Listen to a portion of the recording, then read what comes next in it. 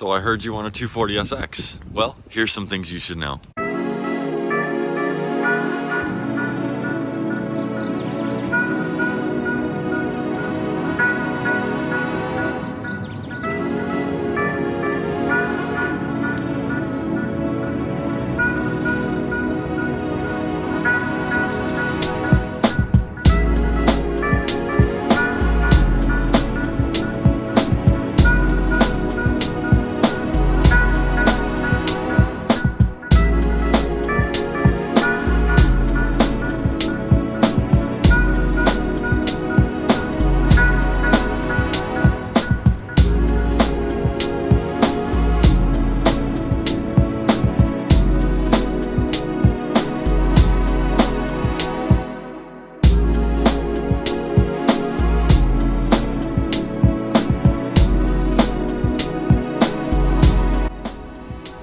For starters, these things rust like crazy, and that's what we're going to start with. We're going to go through all the main common places where you'll find rust on these cars, because these cars aren't like your 1969 Camaro. When it comes to repairing rust on these things, it's a lot more than just a couple joining metal pieces.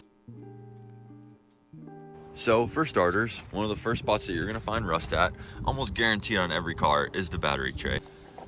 Basically, if you find a 240 with a clean battery tray, you're already in pretty good shape. Because if there's no rust there, then there probably isn't going to be much anywhere else. Next, we'll move on to the brake line section. Now, this car's not that bad. I can show you another one, but a super common problem is the brake master cylinder leaking. And then what happens there is it rusts out this whole section, and then you'll have huge holes. Here we are, right in the brake line hole. A lot of times it'll get worse than this, and the thing is, once it starts rusting there, it's gonna split at the seams, and you can see rust here and everything. And then you don't have to look too far to find more rust on these cars. This frame rail section is another really bad spot, because then you'll get the brake fluid running down into the frame rail. All right, moving on, let's talk about door jamb rust. So this one is a bit excessive, but this is what happens. This is a very common spot. You'll always see rust right here in this corner, and then once it starts rusting, that's obviously what happens. So be careful, watch out for that. Moving on again, didn't have to go far. Window upper cowls, they rust out bad. I've got a couple more cars I can show you with really bad rust there too. Look, both sides. And replacing that, it's a pretty big job. The whole upper cowl's got to come off, and there's so many joining metals that touch it, it's wild.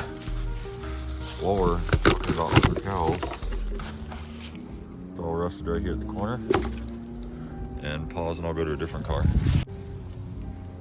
Now listen, I'm not saying every single car is going to be this rusty, but these cars start rusting in all these spots. Like, look, this entire middle section is completely missing. That's where the middle wiper linkage section bolts in. Yep, that's the stuff. And it's just gone. But like I said, this is where they start rusting. And once they start rusting, they don't stop. So it's just things to consider. But let's look at another spot.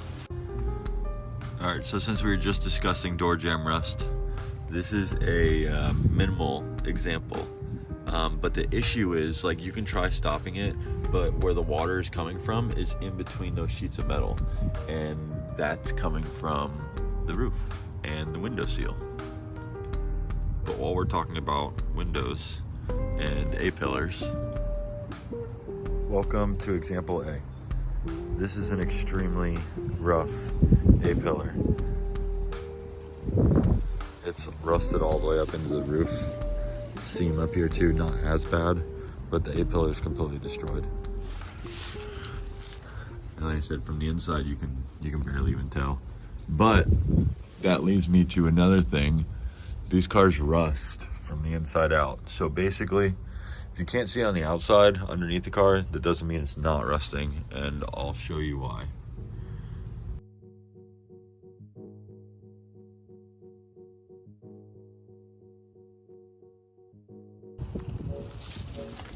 So this car is a pretty decent example. See this corner over here? It's not 100% excessive, but it definitely has to be cut out. And underneath the car, you'd never tell.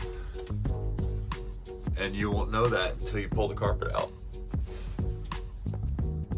Typical spare tire wheel. Almost every car you buy, spare tire wheel can be bad.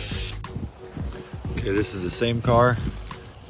At that seat section, the pinch welds are kind of rusted out, but where the rust is inside the car, which would be right here, you can't even tell until you get that carpet out. Moving forward, this is what happens when you have a leaky sunroof.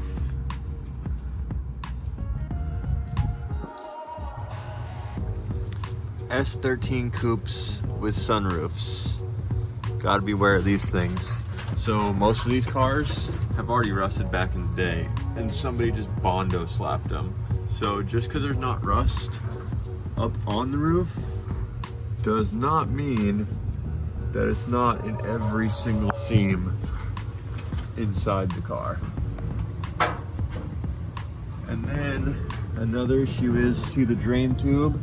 It goes down into the C-pillar, and oftentimes you'll find this corner rotted out. And then this rust comes from, because it'll start rusting here, and the water runs down into the A-pillar, and down we go. Plus the other drain tubes run down the A-pillar and dump into the rocker panel, so that's what will also cause your rockers rusting out. Okay, so two really big issues I've been coming across on a lot of hatches lately. Oh no, the lighting went away. Focus. Okay, so I can't really get the camera to focus on the rusty C-pillar, but that's been a problem I've been seeing on a lot of hatchbacks lately, is there, and then all the way down here where the piece ends, right there. And that is caused, look, see what it also does? That's caused from it leaking right here at the hatch seal. Look at this side. The whole mount is all rusted out. That's caused from, see, there's supposed to be seam sealer right there, and the seam sealer deteriorates. So it's a very good idea to reseal this hatch mount. Very good idea. Or you'll have rusty C-pillars. That's up to you. And again, like I said, these things rust everywhere. This is taillight. This is the rear hatch seal will normally sit there.